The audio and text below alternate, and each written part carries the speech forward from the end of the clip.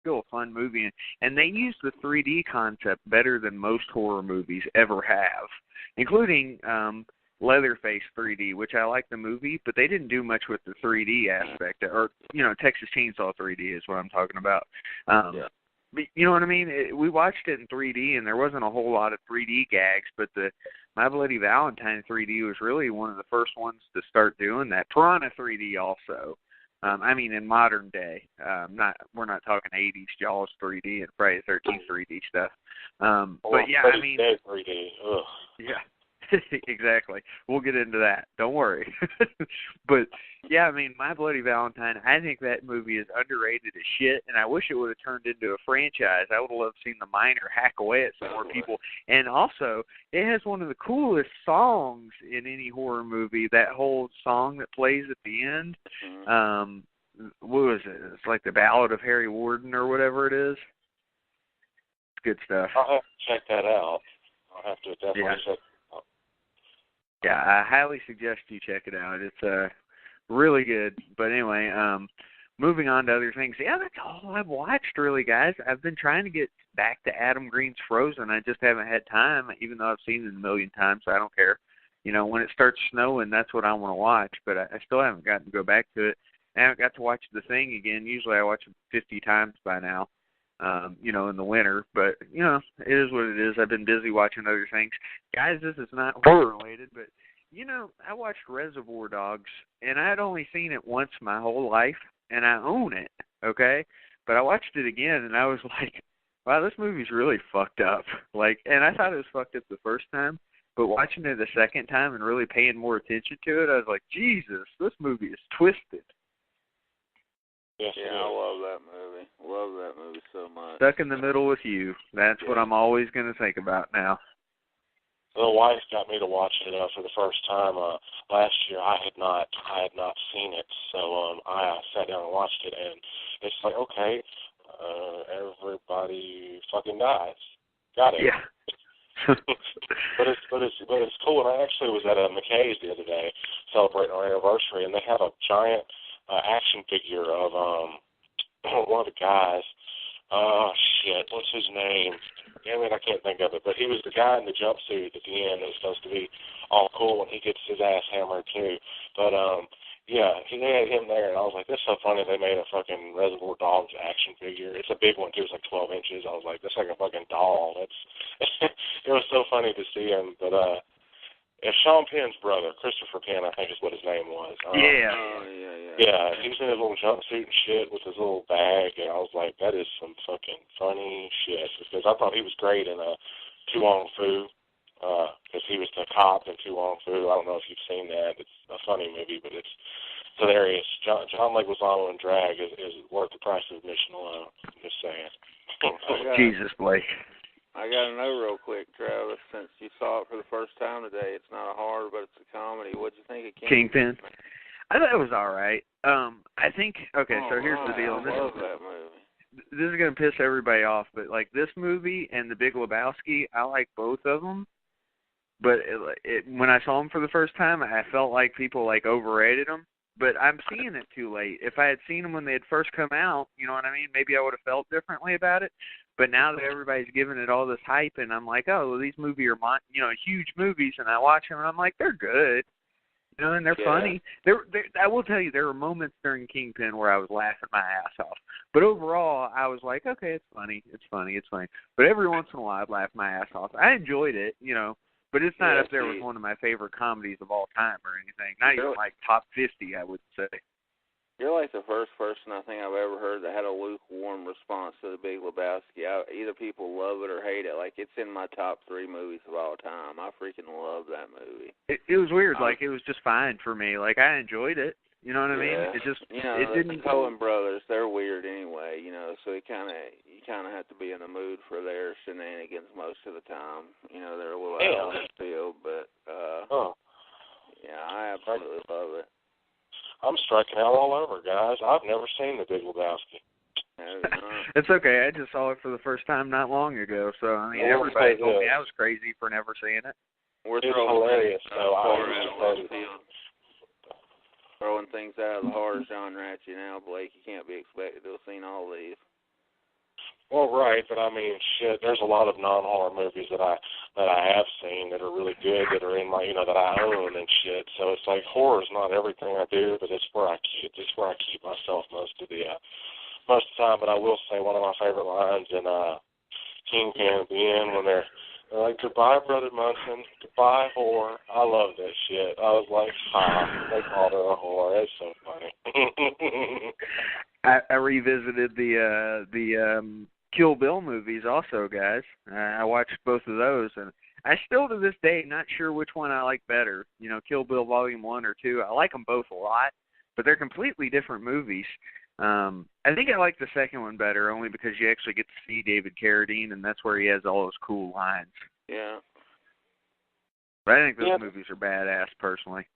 They're good movies. I only saw each of them once because to be honest, I didn't see Pulp Fiction until I was like 20. So, I was running kind of late on that. But I've been, watching some stuff with the wife. We got one of the new Hayao Miyazaki Studio Ghibli anime things from up on Poppy Hill, and Gillian Anderson, Agent Scully, is voices two of the characters, Jamie Lee Curtis. Oh, it's so good for an anime thing because I can't watch all that anime stuff. I will recommend one. If you like horror, check out Tomie, Tomie. She is Japan's version of a female Freddy Krueger, and she is fucked up. Oh, my God. Oh, it's so fucked. There's so much blood and fucking weird contortions of bodies, and she's a fucking bitch, man. But she's like Japan's answer to Freddy Krueger. It's fucked. Nice. Yeah. Nice. Folks, I'm going to jump off here. I just wanted to call in and shoot the shit for a few minutes and wish Buzz happy birthday and make sure he didn't have alcohol poisoning and all that. So I'll let y'all wrap it up, and maybe we'll be back. I'll try to get in here next week and talk a little more Nightmare. Yeah. All right, buddy. We'll talk tomorrow, bud. All right, fellas. All right, man. Later on. So anyway, Vic. Hey, jump in, Vic. There's only two of us now, so I know you didn't want to be talking over everybody. What's up? I watched Frozen. Right. Good job, buddy. So you think you still love it as much as you always have? Yeah, it's like a 5 out of 4 every time. Blake, have you seen Frozen? And I'm talking about Adam Green's version. Don't get all Disney on me. Oh, I don't fucking like that Disney movie. When she said let it go, I was like, let it blow, because I don't fucking want to see that shit anymore. My kids counted that shit in my head 19 fucking times, and I didn't want to watch it the first time. But I've seen parts of his. I've been all about his other movie. Have you seen it? Digging Up the Marrow? I've heard of it. I've never seen it.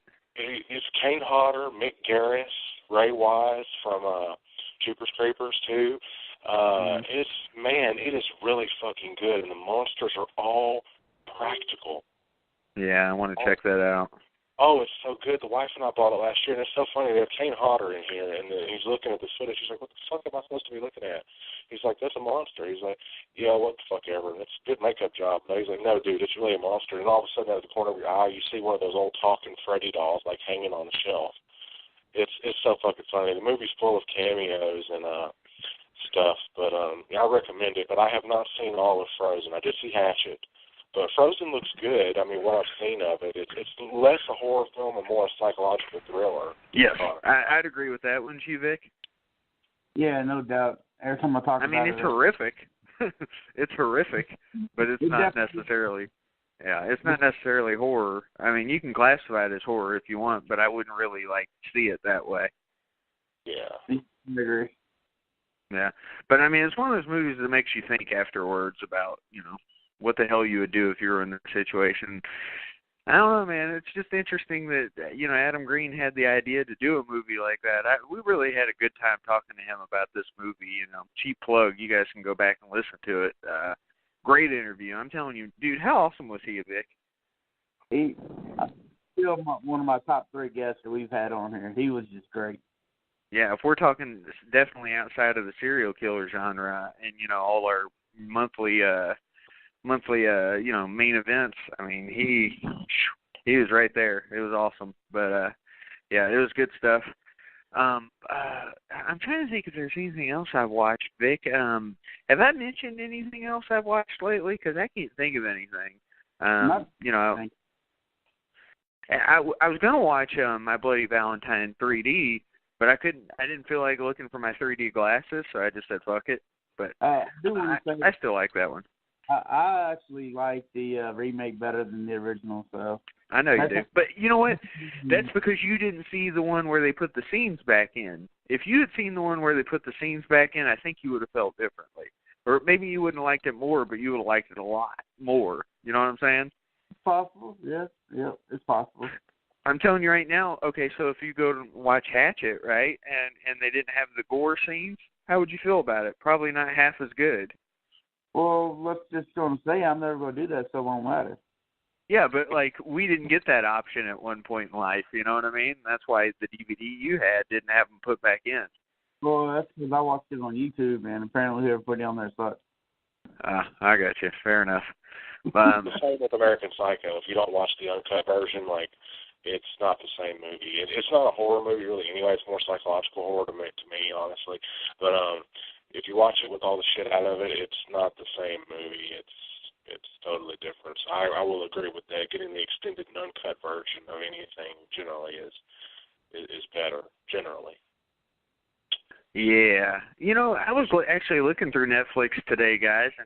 Do you have any recommendations or anything? Because I haven't seen anything on there horror-wise that I'm really excited to watch. I mean, I don't know, man. There's just not anything on there that's, like, jumping out to me. Yeah, I've looked through it recently, and nothing grabbed my attention, and, yeah, I just turned it back off. Like, any of the movies that are, like, you know, Netflix things that, you know, are almost like direct-to-DVD type stuff, none of them look that good. Go ahead, Blake. Oh, well, no, I was just thinking, I watched a couple of ones on Netflix a while back, and they're going to sound stupid because in all, you know, truth and actuality they are, but the gore in them was pretty damn good. Pinocchio's Revenge, as stupid as that sounds. I've heard of that. I've never seen it. Oh, it's worth it, just to watch for the effects. And then what I laughed at, or the movie I laughed at, was Paul Bunyan, Wrath of the Axe Giant, because he is totally CGI'd. Paul Bunyan is CGI, but it's got kids that look familiar that I've seen in other movies. But the kills are good, but he looks so fucking fake. I mean, it's worse seeing so you can go, the fuck is that? You know?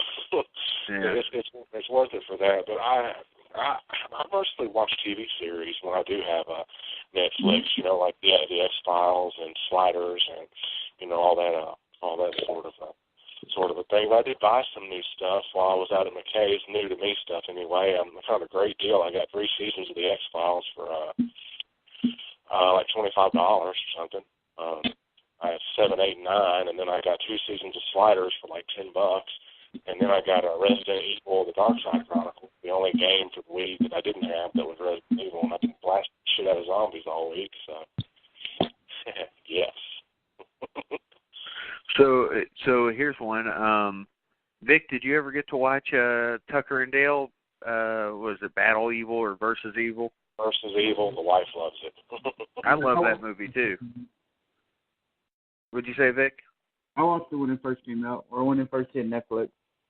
I love that movie. That movie's hilarious. Yes, it was. It was pretty awesome.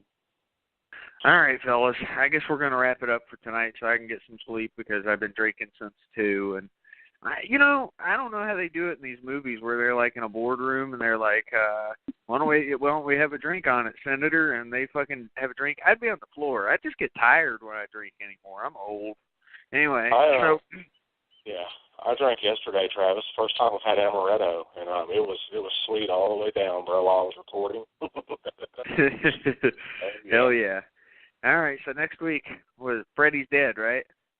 Yes, because every That's where we're at now. Yes. There we go. It's the best part of that movie, I think, but we'll get to that point. That line, I love that line. Anyway, so Freddy's Dead next week. Plenty of fun guests and plenty of good times and bullshitting. You can find us travinvickhorror.wordpress.com. We're on Twitter @travinvickhorror. Vic, you throw out the rest of the plugs. I'm going to head out. All right, you can find us on Periscope at travinvickhorror. Email us at tmv4@gmail.com. Look us up on Facebook, Travis and Vic's Drunken Horror Adventures.